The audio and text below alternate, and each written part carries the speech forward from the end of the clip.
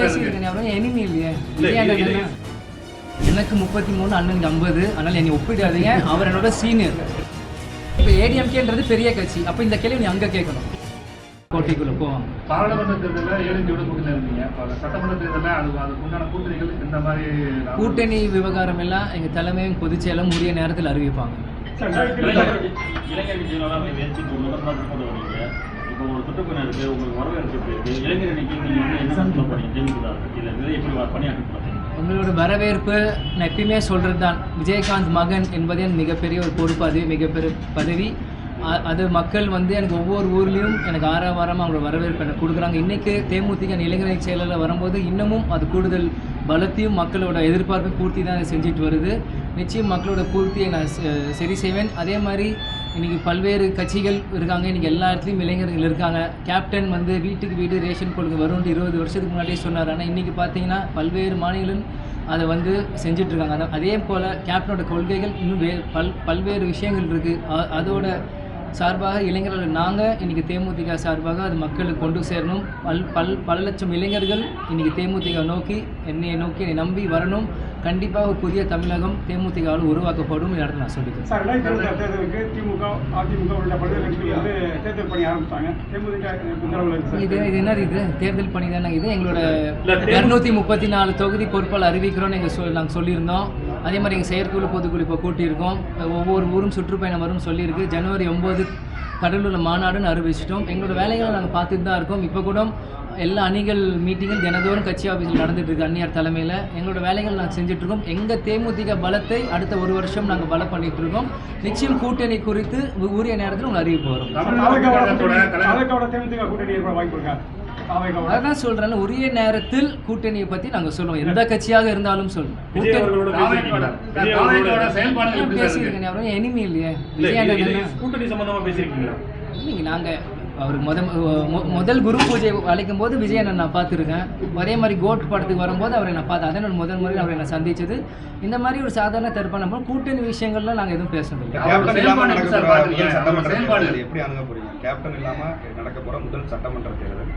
நிச்சயம் கேப்டன் இல்லாமல் எங்கள் எல்லாருக்குமே ஒரு மனவலி இருக்குது. கேப்டன் இல்லாமல் முதல் சட்டமன்றம் இருக்குன்ட்டு. ஆனால் அவரோட ஆசையும் கொள்கையும் வென்றெடுக்கிறது தான் எங்கள் ஒவ்வொரு தொண்டரோட கடமை. நிச்சயமாக வரப்போகிற 2026 எங்கள் அப்பாவோட ஆசை என்னமோ அதை ஜெயிச்சு அவரோட இருக்க கேப்டன் ஆலயத்தில் நாங்கள் அவர் பொறுப்பாதல் தான் நாங்கள். விஜயோட செயல்பாடுகள் எப்படி இருக்கு? ஏற்கனவே நீங்கள் அவர் அரசியல் வரதுக்கு முன்னாடி நீங்கள் அரசியல் வந்தீங்க.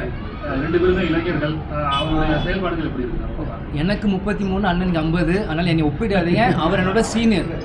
இல்லை, நான் சொல்லி உங்கள் கேள்விக்கு நான் பதில் சொல்கிறேன். அவர் என்னோட சீனியர். அவரே எனக்கு முதல்ல சொல்லும் போது எனக்கு நீங்கள் அரசியல் சீனியர் அவரே சொல்லியிருக்கு. அதை நான் பெருமையாக எடுத்துக்கிறேன். அண்ணனுக்கு நான் ரொம்ப மரியாதை நான் செலுத்துகிறேன். ஆனால் அனுபவம் சினிமாவில் பொறுத்த வரைக்கும் அண்ணன் என்னோட பெரிய ஆள். அவருக்கு அனுபவம் ஜாஸ்தி. இந்த சூழ்நிலையில் இன்றைக்கி அவரோட கட்சி ஆரம்பித்து அவர் பின்னாடி பல லட்சம் இளைஞர்கள் இன்றைக்கி இருக்காங்க. அது அவரோட பலம். 20 வருஷம் முன்னாடி கேப்டன் பின்னாடி பல லட்சம் இளைஞர்கள், அது தேமுதிகவோட பலம். இன்றைக்கு விஜய் பிரபல நாங்கள் வரும்போது எங்களோட நிலைப்பாடு என்ன, எங்களோட விஷயங்கள் என்னவோ அதை எப்படியாவது கஷ்டப்பட்டு அது அப்பா என்ன செஞ்சாரோ அதை நான் கொண்டு வரோம். நாங்கள் ஆசைப்படுறோம். ஆட்சி சாதனைகள் எப்படி திமுகவோட 4 ஆண்டு ஆட்சியை எப்படி பார்க்கலாம்? இல்லை, நிறையும் இருக்குது, குறையும் இருக்குது. எல்லாமே சூப்பர்னு சொல்லணும், எல்லாரும் வேஸ்ட்டுன்னு சொல்ல முடியாது. அதை மக்கள் தான் அடுத்த தேர்தலில் முடிவு பண்ணும்.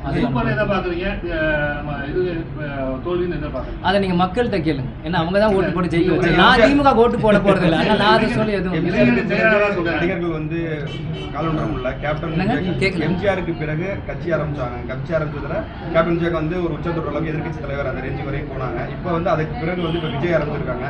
விஜய் வந்து எம்ஜிஆருடைய ஆட்சியை வந்து நாங்கள் வந்து எம்ஜிஆர் எப்படி 1979 வந்தோமோ அந்த அளவுக்கு வந்து நாங்கள் வந்து அடுத்த 2026 சட்டமன்றத்தில் நாங்கள் வந்து சாதிப்போம் அப்படின்னு சொல்கிறாங்க. இதை நீங்கள் எப்படி பார்க்குறீங்க? நான் எப்படி பார்க்குறதுல அது அவரோட நம்பிக்கை, அவரோட சொல்கிறது அவரோட நம்பிக்கை. இது மக்கள் தான் தேர்வு செய்யணும். இப்போ அதே தான் கேப்டனும் தான் சொன்னார். 2020 கட்சி ஆரம்பிச்சதுலேருந்து இன்றைக்கி லஞ்சமும் மூலம் ஒழிப்போம் எந்த தலைவர் இந்தியாவில் சொல்லியிருக்காங்க? கேப்டன் தான் சொன்னார். அப்புறம் இன்றைக்கி கேட்டிங்கன்னா தேமுதிக 1% ஓட்டு நீங்கள் தான் சொல்கிறீங்க. அதனால் இன்றைக்கி ஒவ்வொருத்தரும் நம்பிக்கையாது. இன்றைக்கி மக்கள் யார்கிட்ட இருக்காங்க? இன்றைக்கி மக்கள் வந்து 2011 கேப்டனுக்கு ஆதரவு கொடுத்தாங்க.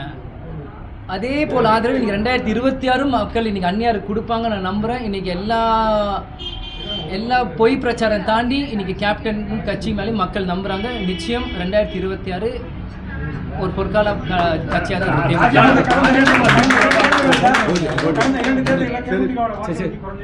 யார் சொன்னா? போன தேர்தல் நீங்களே பார்த்தீங்க, நான் சொல்ல.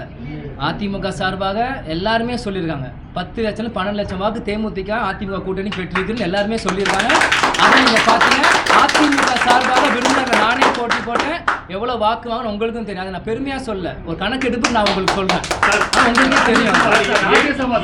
ஏடிஎம்கே டிஎம்டிகே டிவிகே கூட்டணி அமைய வாய்ப்பு இருக்கா? அது தலைமையே இப்போ ஏடிஎம்கேன்றது பெரிய கட்சி. அப்போ இந்த கேள்வி நீ அங்கே கேட்கணும். இல்ல அப்படி அமைஞ்சா எப்படி வெற்றி வாய்ப்பு எப்படி இருக்குன்னு நினைக்கிறீங்க? இன்னைக்கு வெற்றி வாய்ப்பு பார்த்தீங்கன்னா எல்லா கட்சியும் ஒரு பக்கம் இணையும் போது அது டிவிக்கு ஏடிஎம்கே டிஎம்டிகே இருக்கிற எல்லா கட்சியும் ஒரு பக்கமாக சேர்ந்து கூட்டணி யாராக நம்ம வெற்றி வாய்ப்பு பெருசாக தான் இருக்கும். ராஜ்யசபா சீட் தொடர்பாக ஏடிஎம்கேயோட நம்ம கூட்டணி இருந்தபோது நம்ம பேசணும். இது வரைக்கும் அது அவங்க வந்து சொல்லவே இல்லை அப்படிங்கிற மாதிரி கொடுக்குறாங்க. நம்ம உங்களுக்கே தெரிய வரும். இதுபோன்ற செய்திகளை மேலும் தெரிந்து கொள்ள எங்களது யூடியூப், ஃபேஸ்புக் மற்றும் ட்விட்டர் ஆப்களை சப்ஸ்கிரைப் செய்யவும்.